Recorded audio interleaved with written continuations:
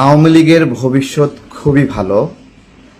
এইটা গতকালকে নির্ধারণ হয়েছে এই ভাগ্যটা, এবং এই ভাগ্য নির্ধারণে অগ্রণী ভূমিকা রেখেছে সাবেক প্রেসিডেন্ট হামিদ খান সাহেব। সে বিদেশে চিকিৎসা নিতে চলে গেল এবং তারপরে দেশে ফিরে আসলো সাহসের সাথে। আসসালামু আলাইকুম। আমি আপনাদের কাছে দেখাবো এবার আওয়ামী লীগের কপাল খুলে গেল, কিন্তু কিভাবে, যা আপনারা দেখলে অবাক হয়ে যাবেন। তো আজকের এই ভিডিওটি অত্যন্ত গুরুত্বপূর্ণ। তো আমি আশা করব যে আপনারা সম্পূর্ণ ভিডিওটি দেখবেন, আর এই সম্পূর্ণ ভিডিওটি দেখলেই বিস্তারিত জানতে পারবেন। আর এই ভিডিওটি দেখানোর আগে আপনাদের কাছে আমার ছোট্ট একটি রিকোয়েস্ট, আপনারা যদি আমার চ্যানেলে নতুন হয়ে থাকেন তাহলে নিত্য নতুন আপডেট নিউজ সবার আগে পেতে আমার এই চ্যানেলটি সাবস্ক্রাইব করে আমার সাথেই থাকুন। আর এখন চলুন কথা না বাড়িয়ে আমরা ভিডিওটি দেখে আসি। আওয়ামী লীগের ভবিষ্যৎ খুবই ভালো। এইটা গতকালকে নির্ধারণ হয়েছে এই ভাগ্যটা, এবং এই ভাগ্য নির্ধারণে অগ্রণী ভূমিকা রেখেছে সাবেক প্রেসিডেন্ট হামিদ খান সাহেব। সে বিদেশে চিকিৎসা নিতে চলে গেল এবং তারপরে দেশে ফিরে আসলো সাহসের সাথে। এই সব কিছু মিলিয়ে তার যে সাহসিকতা সেটা প্রমাণ পেয়েছে, এবং এই সাহস আওয়ামী লীগের নেতাকর্মীদের অনুপ্রেরণা যোগাবে, এবং এটা একটা দৃষ্টান্ত হয়ে গেল। আমার প্রশ্ন অন্য জায়গায়। আমাদের স্বরাষ্ট্র উপদেষ্টা বলেছিল তাকে ইন্টারপোল দিয়ে ধরে নিয়ে আসবে। আপনারা এই কথাটার যৌক্তিকতা বলেন, প্রাসঙ্গিকতা বলেন, অথবা আসলেই ইন্টারপোল দিয়ে তাকে ধরে আনা সম্ভব ছিল কিনা। যাকে ইন্টারপোল দিয়ে ধরে আনবেন আমাদের স্বরাষ্ট্র উপদেষ্টা, তাকে দেশে আসার পরে গ্রেপ্তার করা হয়েছে কিনা। এই যে সামগ্রিক একটা ব্যবস্থাপনা, এটা দেখে আমার মনে হচ্ছে আওয়ামী লীগের ভবিষ্যৎ খুবই ভালো। বাংলাদেশে আরেকটি ঘটনা ঘটেছে। শেখ পরিবারের একজন সদস্য দেশের বাইরে চলে গেছে। তিনি অত্যন্ত প্রভাবশালী একজন ছিলেন, যিনি বাংলাদেশের অর্থনৈতিক খাতে বাংলাদেশ ব্যাংক, বিভিন্ন লোন, ব্যাংকিং অনুমোদন, ব্যাংকের এমডি নিয়োগ, ব্যাংকের চেয়ারম্যান নিয়োগ, এই সমস্ত বিষয়ে ব্যাপক প্রভাব রাখতেন। সেই ব্যক্তি বাংলাদেশ ত্যাগ করেছেন গতকালকে।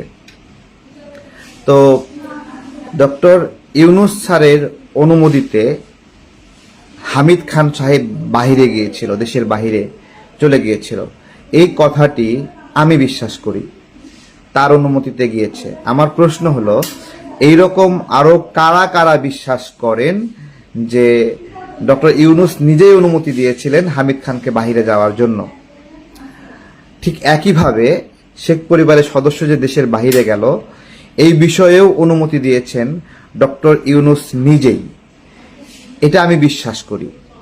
আপনারা কারা কারা এই বিষয়টিতে বিশ্বাস করেন যে ডক্টর ইউনূসের অনুমতি নিয়েই শেখ পরিবারের এই সদস্য দেশের বাহিরে গেছে?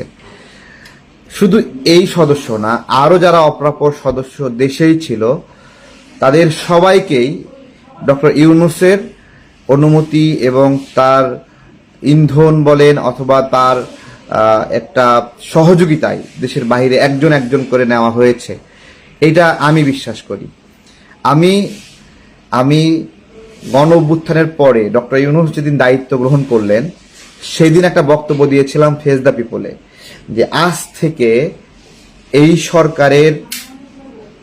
সরকারের দুশ্মন আওয়ামী লীগ আর না। হ্যাঁ, এই সরকারের দুশ্মন হবে অপরাপর রাজনৈতিক দলসমূহ, যারা ক্ষমতায় আসার সম্ভাবনাময় অবস্থায় আছে। কেন এটা বলেছিলাম? আমি ওই সময় যারা সমন্বয়করা ছিল তাদেরকে দেখেছিলাম আওয়ামী লীগের নেতা কর্মীদেরকে নিয়ে মিটিং করছে, তাদের বাসায় গিয়ে মিটিং করছে। এইরকম একটা পরিস্থিতি দেখে আমি এই কথাটি বলেছিলাম যে এখন থেকে আওয়ামী লীগ আর দুশ্মনের তালিকায় রইল না।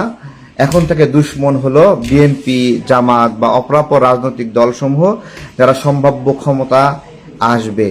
এটা আমি বলেছিলাম, এবং সার্বিকভাবে ধীরে ধীরে এই সব কিছুই প্রমাণিত হচ্ছে।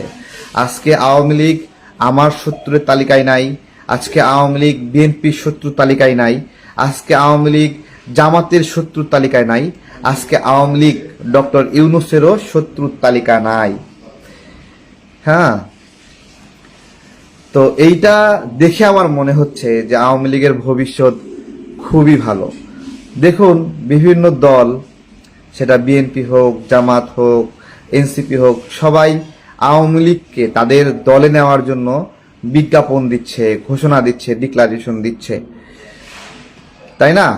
তো এইটা দেখেও আমার মনে হচ্ছে যে আওয়ামী লীগের ভবিষ্যৎ বেশি একটা খারাপ না। এই যে সামগ্রিক অবস্থা, এটা কেন হচ্ছে? আমার দৃষ্টিতে এটা হচ্ছে এই জন্য যে আওয়ামী লীগ একটা অনেক বড় একটা শক্তি, যেই শক্তি ক্ষমতা থেকে চলে গেলেও উপদেষ্টা প্যানেলকে নিয়ন্ত্রণ করার ক্ষমতা রাখে, এবং এই উপদেষ্টা প্যানেলে আওয়ামী লীগের অনেক সুবিধাভোগীকে দায়িত্বে নেওয়া হয়েছে। কনক সারোয়ার ভাই, সাংবাদিক কনক সারোয়ার ভাই আজকে বলেছিলেন, এই সরকার আমাদের কোনো কথাই রাখেনি। বলেছিলাম গোটা 15 জন উপদেষ্টাকে ঘাড় ধাক্কা দিয়ে বের করে দেওয়ার জন্য, কিন্তু ডক্টর ইউনূস তা করেননি। ছাগল দিয়ে হাল চাষ হবার নয়, কনক সারোয়ার ভাই এই লেখাটি লিখেছেন। ঠিক আছে, আজকে গতকালকে ফেস দ্য পিপুলে এই কথাটি আমি বলছিলাম যে এই সরকার আমাদের কি কি কথা রাখলো, কি কি কথা রেখেছে। হ্যাঁ, আমরা একটু চলেন বিবেচনা করি আমাদের কি কি কথা রাখলো। সমকামী বিষয়ে এনসিপি নামের যে সংগঠন, তারা তো সরকারের সহযোগী একটা সংগঠনই, তাই নয়? তারা সমকামী দিয়ে দল ভরিয়ে ফেললো, বামদেরকে দিয়ে দল ভরিয়ে ফেললো। এই যে উপদেষ্টা প্যানেল, এইটাও ব্যাপকভাবে সিপিবির রাজনীতি করেছে এইরকম লোক আছে, বাম রাজনীতি করেছে এইরকম লোক আছে, তাদেরকে দিয়ে পুরো একটা ফোরাম ভরিয়ে ফেলেছে। আমরা বলেছিলাম এটা সংস্কার করতে হবে, সেটা সংস্কার করা হয় নাই। আমরা বলেছিলাম ফারুকীকে অপসারণ করতে হবে, করা হয় নাই। আসিফ নজরুল স্যারের বিরুদ্ধে অভিযোগ, সংস্কার করা হয় নাই। ডক্টর ইউনূস নিজেও একজন ট্রান্সজেন্ডারকে মঞ্চে উঠিয়ে তাকে ফুল দিয়ে স্বীকৃতি দিলেন ট্রান্সজেন্ডারকে। ট্রান্সজেন্ডার আর থার্ড জেন্ডার কিন্তু এক জিনিস না, হিজড়া আর লিঙ্গ পরিবর্তনকারী এক জিনিস না। ডক্টর ইউনূস লিঙ্গ পরিবর্তনকারী একজনকে স্বীকৃতি দিলেন মঞ্চে উঠিয়ে, আমরা বললাম এটা দেওয়া যাবে না।